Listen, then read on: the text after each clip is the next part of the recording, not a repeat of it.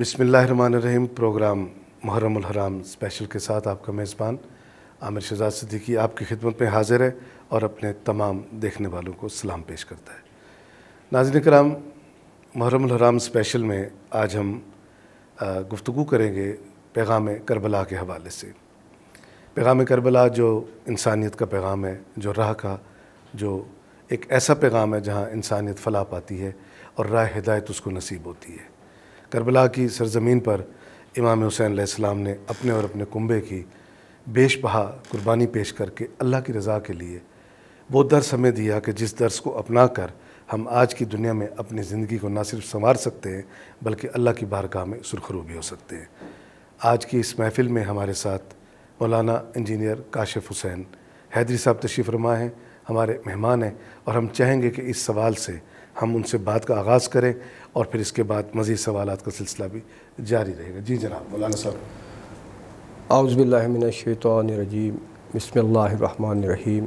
سب سے پہلے میں شکریہ ادا کرتا ہوں کہ آپ نے مجھ حقیر کو یہ شرف بخشا کہ محرم الحرام کے سلسلے میں جو کربلا کا جو درس ہے، جو کربلا کا پیغام ہے، جو کربلا کی اہمیت ہے، اس کو اجاگر کیا جائے تاکہ وہ لوگ، وہ بندگان خدا جو ابھی تک ان تک صحیح طریقے سے وہ پیغام جیسے پہنچنا تھا نہ پہنچ سکا، ان تک وہ یہاں سے اس پلیٹ فارم سے پہنچے۔ آپ کا سوال ہی بہت اہم ہے اور جو وقت کی ضرورت ہے، خصوصی نوجوانوں کے لیے، چونکہ جب بھی بات آتی ہے نوجوان کی بات آتی ہے۔ ہمارا معاشرہ بھی کچھ اس قدر آلودہ ہو چکا ہے کہ جس کو درس کربلا سے سبق حاصل کی بہت زیادہ ضرورت ہے۔ جیسے کہ سوال بھی ہے کہ پیغام کربلا یعنی کربلا کا پیغام، اصل میں دیکھنا یہ ہے کہ وہ ہستی کون سی ہے کہ جس نے اتنا عظیم کام کیا کہ خود کو اس منزل پہ فائز کر گئے کہ جہاں پر انسانیت کی معراج ہوتی ہے۔ جیسے ان کے نانا حضرت محمد مصطفیٰ صلی اللہ علیہ وآلہ وسلم ابھی ظاہری اعلان رسالت نہیں فرمایا تھا، لیکن اس مخفی تبلیغ کے جو اثرات تھے کہ جب اعلان رسالت فرمایا تو اس زمانے کے مشرکین کافر وہ کہنے پہ مجبور ہو گئے کہ حضرت محمد مصطفیٰ صلی اللہ علیہ وآلہ وسلم سے بڑھ کر اس زمانے میں نہ کوئی سچا ہے، بے شک، نہ کوئی ایماندار ہے، بے شک، نہ کوئی شریف ہے۔ سبحان اللہ۔ بالکل اسی اپنے نانا کی سیرت پر چلتے ہوئے حضرت امام حسین علیہ السلام نے کربلا میں کچھ ایسا اپنا کردار ادا کیا کہ نہ صرف آپ بلکہ آپ کی جانثاران، بلکہ آپ کی بہنیں، آپ کی بیٹیاں، آپ کے بھائی، آپ کے بھانجے، آپ کے بھتیجے، اور یہاں تک کہ اگر کربلا کی گہرائی میں جائیں، اس کی ڈیپتھ میں جائیں، کیونکہ کربلا جو درس ہے وہ اصل میں اقتدار اور اقتدار کی بات ہے کہ ایک طرف دنیا پرست تھے سبحان اللہ اور ایک طرف حقیقی پرست تھے، یعنی خدا کی عبادت کرنے والے تھے، خدا کو معبود حقیقی جاننے والے تھے، خدا کو وحدہ لا شریک ماننے والے تھے۔ وہ ایک طرف اللہ کے جہیہ دین جو خدا سے جڑے ہوئے ہیں، بے شک بے شک، اور ایک جانب وہ جو دنیا تختوں سے چمٹے پڑے ہیں، جو تخت و تاج کو اپنا سب کچھ سمجھتے ہیں۔ جی بسم اللہ۔ تو حضرت امام حسین علیہ السلام نے کچھ قربانی ہی اس انداز دی، ان کے ساتھیوں نے قربانی کسی اس انداز میں دی کہ آج اور قیامت تک کے لیے وہ ہر مذہب کے لیے، ہر مسلک کے لیے، ہر مکتب کے لیے، ہر قوم کے لیے، ہر نسل کے لیے وہ مشعل راہ ہے۔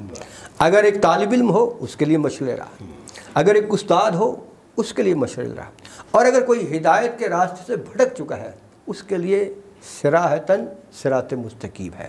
اور وہ راستہ کیا تھا؟ سب سے پہلے تو آپ نے یہ بتایا کہ کبھی یہ نہ سمجھنا کہ تم اگر قلیل ہو اور تمہارے سامنے اکثریت ہو، لیکن فرق یہ دیکھنا کہ تم حق پر ہو۔ اگر تم حق پر ہو، تم ایک ہو، تم دو ہو، پھر تین ہو، تو تمہارے ساتھ خدا ہے۔ اگر کوئی حق پر نہیں ہے، خواہ دنیاوی طور پر اس کے ساتھ بہت ساری تعداد ہے، بہت سے لوگ اس کے ساتھ ہوں، لیکن جب خدا ہی اس کے ساتھ نہیں ہے، اسی لیے امام حسین علیہ اس طاقت کو کوئی فائدہ نہیں۔ اس لیے امام حسین علیہ السلام کا فرمان ہے کہ جس نے اللہ کو پایا اس نے کھویا ہی کیا۔ वाह सुभान अल्लाह, क्या बड़ी बात है। जिसने अल्लाह को पाया उसने खोया क्या? उसने खोया क्या? और जिसने अल्लाह को खोया उसने पाया ही क्या? उसने पाया। तो इमाम हुसैन अलैहिस्सलाम के मतलब कुरान ने भी ये कहा, या अय्युहन नफ्सुल मुतमइन्ना इरजी इला रब्बिका राज़ियतन मर्दिया, यानी नफ्स मुतमइन्ना के वो हस्ती कि जिस पर अल्लाह इतना राज़ी हुआ, इतना राज़ी हुआ, वही हमें पैगाम मिला। वो पैगाम क्या था? रिश्तों का तकद्दुस। एक तरफ भाई है इमाम हुसैन अलैहिस्सलाम की शक्ल में, दूसरी तरफ बहन है जनाब बीबी ज़ैनब सलामुल्लाह अलैहा की शक्ल में। भाई के साथ बहन भाई के ज़ोर को मजबूत किए हुए है। एक तरफ भाई है, दूसरे हज़रत अब्बास सलामदार अलैहिस्सलाम है जो भाई को ज़ोर कमर को मजबूत किए हुआ है। एक तरफ बाप है इमाम हुसैन अलैहिस्सलाम की शक्ल में, दूसरी तरफ बेटा है हम शक्ल पैगम्बर की शक्ल में। बाप का इम्तिहान है, बाप की आजमाइश है, बेटे साथ है, क्योंकि बाप का अज़म जवान है, बाप कुर्ब इलाही रखता है, बाप सीरत रसूल सल्लल्लाहु अलैहि वसल्लम पर अमल करता है। और क्यों ना अमल करे कि जो रसूल की ज़ुबान को चूस के जिसने परवरिश पाई हो, जो साकिए कौसर की गोद में पला हो, जो जनाब ज़हरा से जिसने तरबियत ली हो, और जिसका भाई भी हमें हसरे मुश्तबा जैसा जवान जन्नत के सरदार हो, तो फिर ऐसे ही हुसैन होते हैं। किसी ने क्या खूब कहा कि अली जैसा बाप हो, जनाब ज़हरा सलामुल्लाह अलैहा जैसी माँ हो, तो बेटे हसन और हुसैन जैसे होते हैं। सुभान अल्लाह। और यही पैगाम दिया कर वहाँ करबला में रिश्तों का तकद्दुस बताया, खुदा की इज्जत बताई कि खुदा की इज्जत क्या है, ये बताया है शैतान क्या है, इब्लीस क्या है, ये बताया है कुरान क्या है, ये बताया है नमाज क्या है, ये बताया है कि साथी क्या है, अजीज़ क्या है, दोस्त क्या है, उनका तकद्दुस क्या है, और वो पैगाम हम तक पहुँचाया है। और वो पैगाम क्या है कि अगर किसी भी मसले में तुम गिरफ्तार हो जाओ, देख लेना कि जिस तरफ खुदा है वो कामयाब है और जिस तरफ इब्लीस है वो नाकाम है। यजीदियों ने बहुत कोशिश की, हज़ारों लाखों का जो रवायात में तारीख़ में मिलता है, बहुत कोशिश की, लेकिन सर हुसैन ने कटा तो दिया, लेकिन हुसैन के सर को झुका न सके। हाँ, हुसैन का सर झुका था सिर्फ उसकी बारगाह में जिसको वहदहू ला शरीक है। यहाँ भी सर झुका तो अल्लाह की बारगाह में, अगर मदीने में सर झुका तो खुदा की बारगाह में। ये अल्लाह का फजल है। और इसलिए सूरह जुमा में अल्लाह ने फरमाया ज़ालिका फज़लुल्लाहि युतीहि मन यशा वल्लाहु ज़ुल फ़ज़लिल अज़ीम। अल्लाह जिसको चाहता है अपना फजल अता करता है। इसलिए मुझे यहाँ पर कहना पड़ेगा कि है हमारी दरसगाह करबला, करबला और हक का सीधा रास्ता करबला, करबला।